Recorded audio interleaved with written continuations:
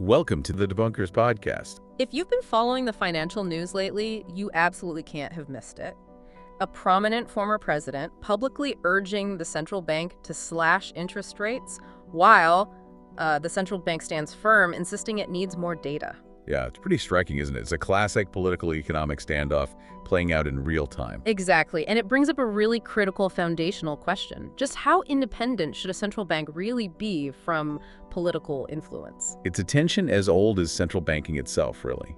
A recurring theme. Yeah. What's fascinating here is how these, public spats highlight the delicate, often uncomfortable dance between monetary policy and political agendas.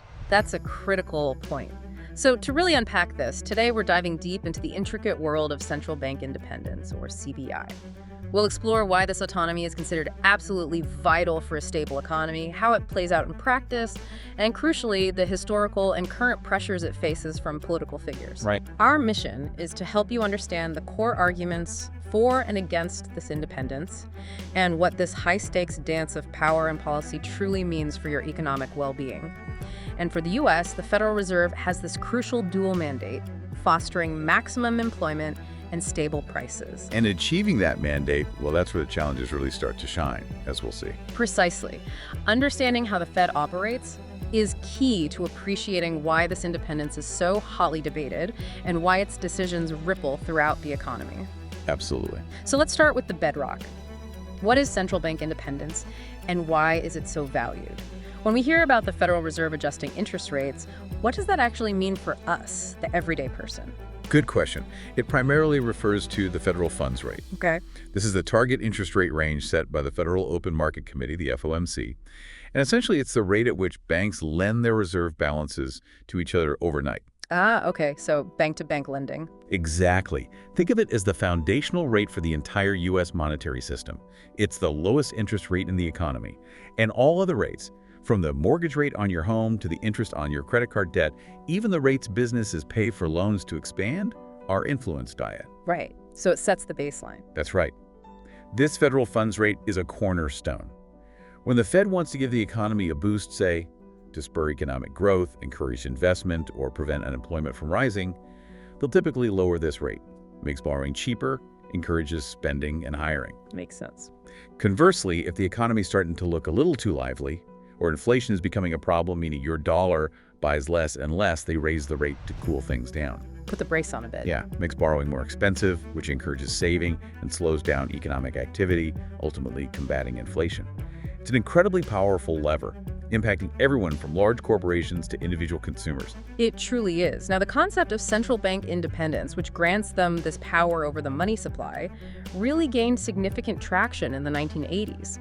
This followed a pretty traumatic period in the 1970s, marked by rampant inflation and what was famously called stagflation, that grim, perplexing combination of economic stagnation and rising prices simultaneously. Terrible mix. Yeah. Central banks were widely blamed for letting that happen, and it led to a strong push for significant reform and greater autonomy for monetary policy. So in the wake of the 70s, economists really dug into why this had happened, and they pinpointed something fascinating: the time inconsistency problem. Yes, time inconsistency. Think of it like this. A politician faces an election next year. What's the immediate temptation? Make everyone feel good now. Exactly. Flood the economy with cheap money, stimulate a quick burst of growth, and maybe lower unemployment just in time for votes. But what's the inevitable hangover from that short-term sugar rush? Well, the theory argues that this inevitably leads to long-term inflation. The insight here is that short-term political incentives almost always clash with long-term economic stability. So they're fundamentally at odds. Often, yes.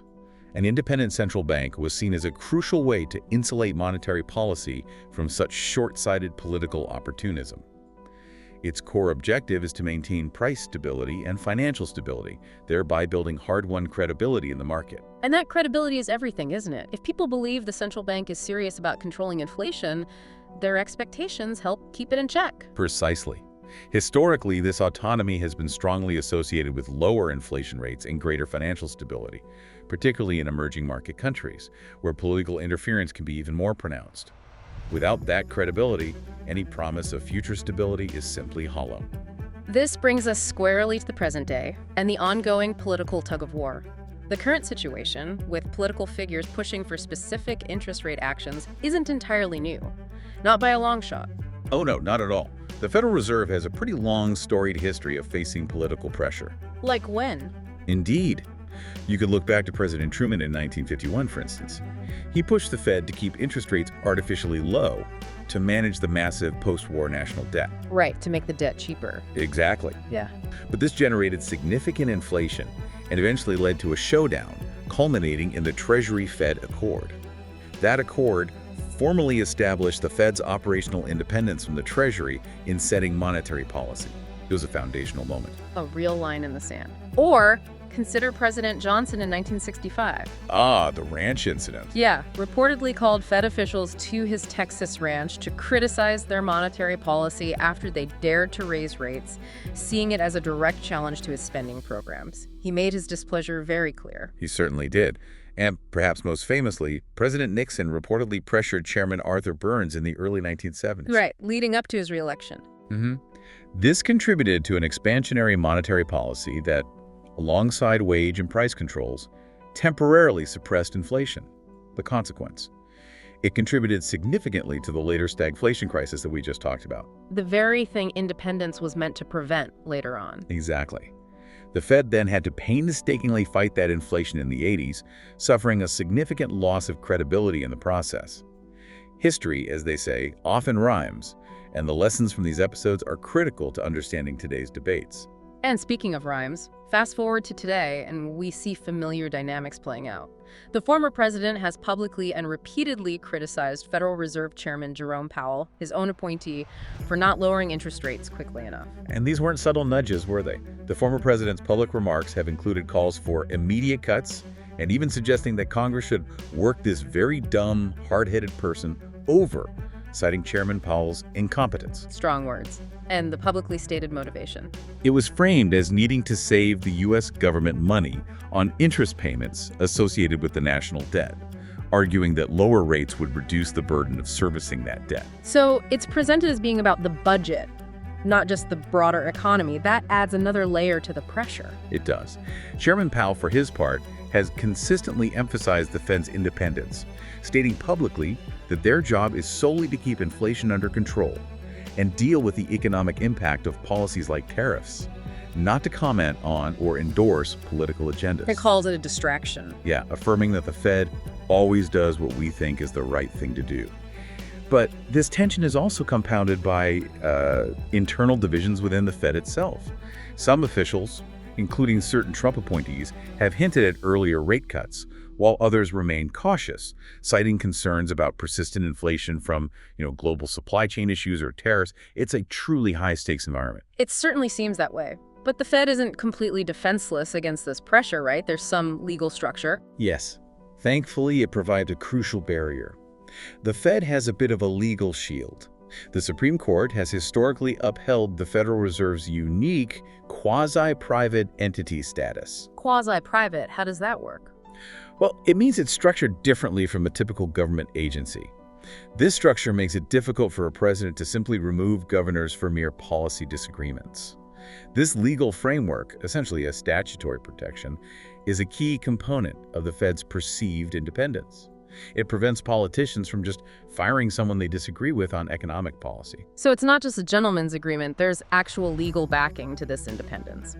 Okay, now let's look beyond the headlines to the deeper economic debate about central bank independence. Right. The primary argument in favor of strong independence remains that it effectively insulates monetary policy from those short-term political incentives we discussed. Exactly. This allows the central bank to pursue long-term goals like price stability and financial stability more effectively, without succumbing to the temptation of election cycle boosts that lead to inflation. And there's evidence for this. Yes, there's substantial empirical evidence, particularly from emerging markets, that more independent central banks do lead to lower inflation rates and a significantly reduced risk of fiscal crises. Fiscal crises? Where the government just prints money? That's the extreme case, yes. Where governments might otherwise pressure central banks to finance their spending by simply printing money, a practice that almost always leads to hyperinflation and economic collapse. An independent central bank acts as a credible guardrail against that. Okay. However, while the benefits seem clear, the idea of absolute central bank independence isn't without its critics. So what does this all mean for you, the listener? Some argue that the entire debate for independence is somewhat rigged. Yes, a product of what they call neoliberal economics. Neoliberal economics. Can you unpack that briefly? Sure. It's essentially an economic philosophy that champions free markets, limited government intervention, and often prioritizes inflation control above almost all other goals, sometimes even including full employment. So from this perspective, critics suggest the independence debate is designed to institutionalize certain interests, potentially favoring capital, meaning investors and creditors who benefit from low inflation and maybe some economic slack, at the expense of labor, which aims for full employment and potentially higher wages, even if it brings a touch more inflation. So it's inherently political, not just technical. This perspective definitely views monetary policy as inherently political. It's about choices and trade-offs, not just finding the right technical answer. That's a powerful concern, and it ties into democratic legitimacy, right? If these officials are unelected. That's a central tension. A significant concern revolves around democratic legitimacy. Central bank officials are indeed unelected, yet their decisions on interest rates, inflation, and employment have immense economic power, impacting every household and business. So who holds them accountable? Well, that's the question. It raises serious questions about accountability, especially as central bank functions expand beyond just monetary policy to include financial stability, essentially, acting as a firefighter during financial crises, where clear performance indicators are often harder to define. Right. How do you measure preventing a crisis? Exactly. Critics challenge the myth that a government can simply set goals for the central bank and then expect it to impartially and neutrally operationalize them. They argue monetary policy is intrinsically discretionary and political, making the "who will guard the guardian" question particularly relevant. It's a fair point. And historically, even supposedly fully independent central banks have often yielded to fiscal authorities when there's a serious conflict, like during wartime financing. Oh, absolutely.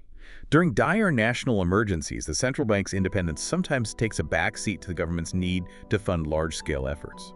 Independence seems to have its limits when push really comes to shove. Which brings up the danger of fiscal dominance. Yes, and that's a very real one, arguably the most feared outcome. This is when governments, facing budget deficits, pressure central banks to directly finance spending by simply creating new money. The printing press scenario. Exactly. It effectively turns the central bank into a printing press for government debt. When this happens, it can lead to a complete loss of the economy's anchor, resulting in high and persistent inflation, and in severe cases, hyperinflation, where money loses its value almost daily. And we've seen that happen. We have. In historical examples like Peru's devastating hyperinflation in the 1980s, or more recent, acute challenges in countries like Argentina, Turkey, Venezuela, and Zimbabwe. In those cases, central banks were compelled to finance government deficits, destroying public trust and economic stability. Given all these complexities and the profound historical lessons, let's look ahead. How can the Fed's role be refined to manage these tensions and ensure both effectiveness and accountability? One major operational challenge since the 2008 financial crisis has been the Fed operating under what's called a floor operating system. Right, where it pays interest on reserves. This is a bit technical, but it's important. Okay, break it down for us. Historically, the Fed managed interest rates by controlling the amount of reserves banks held, creating scarcity. Since 2008, with quantitative easing, there are now vast excess reserves in the system.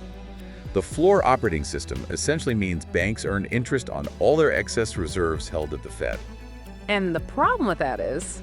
Critics say this has somewhat decoupled the Fed's huge balance sheet from its direct influence on inflation, creating, as they put it, vast opportunities for fiscal abuse.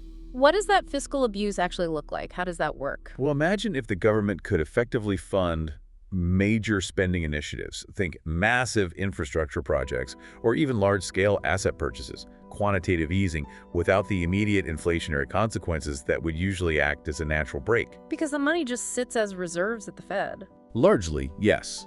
It allows for a degree of hidden fiscal activity where the central bank's balance sheet grows enormously, but it doesn't immediately translate into consumer price inflation because banks are content to hold these reserves at the Fed, earning interest. This makes it easier to hide deficit spending from the public and reduces the transparency of government finances. So it's almost like the Fed provides a backstop that allows the government to spend without facing immediate market or public scrutiny for inflation, how could that be reined in? Well, proposals now exist to return to a corridor operating system. A corridor system. Think of it like this. Instead of simply paying interest on all reserves, a corridor system would create a range for the federal funds rate by influencing the supply of reserves and the cost of borrowing them. This would encourage banks to lend more freely within a specific rate range, directly linking the Fed's actions more tightly to inflationary pressures. So it would limit how easily the government could use the Fed for its own spending without immediate consequences. That's the idea. It aims to restore some of that direct link. There's also the issue of central bank quasi-fiscal operations. These are off-budget activities, like subsidized lending to specific sectors or bailouts that aren't clearly accounted for as government spending. Stuff that looks like fiscal policy, but is done by the Fed. Exactly.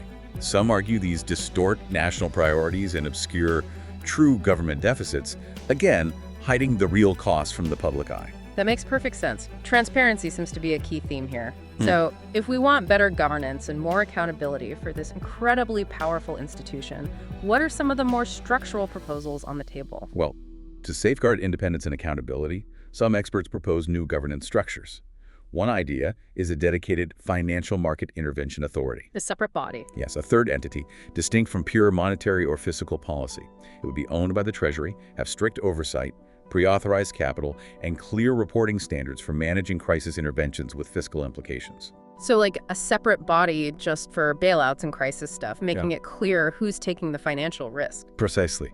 It creates a clear division of labor, making it transparent when the government is taking on financial risk, rather than having the Fed implicitly do it through its balance sheet. That's a fascinating idea. What else? Another idea is to restructure the Fed's Board of Governors using an agency-type organization model, maybe similar to the Historical Reconstruction Finance Corporation, the RFC, from the Depression era. How would that help? This new model would limit the number of members from any single political party on the board.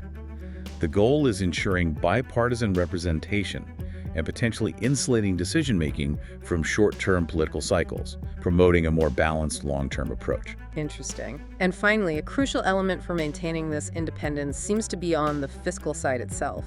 The government's own house needs to be in order, so to speak. Absolutely critical. The importance of fiscal rules for governments, like those seen in Chile, for example, is highlighted as a critical anchor. Rules like balanced budgets or debt ceilings. Exactly. Rules like those help maintain the necessary separation between Treasury and central bank responsibilities by limiting the government's reliance on the central bank to finance its spending. This promotes long-term fiscal discipline and stability on the government side, which makes the central bank's job much easier. So ultimately, central bank independence today is far more complex and nuanced than originally conceived, huh? It demands a delicate balance between operational autonomy in setting monetary policy and appropriate political accountability. Especially as central bank responsibilities continue to evolve and expand far beyond just interest rates. It's a constant evolution. Right. Well, we've explored the foundational arguments for central bank independence, charted its historical battles with political figures, including those recent high-profile clashes, and examined the ongoing economic debate about its effectiveness and democratic legitimacy. It's clear that the relationship between governments and their central banks is dynamic, often tension-filled, but absolutely essential one for economic stability. Absolutely. So what does this all mean for you? As you listen to the news and observe the economy, especially when you hear calls for the central bank to do something, or criticisms about its actions. Which seems to happen a lot lately. It does. Consider the implications of this constant negotiation between political demands for short-term gain and the central bank's long-term mandate for stability. What balance of independence and accountability do you believe is most crucial for a thriving, stable economy?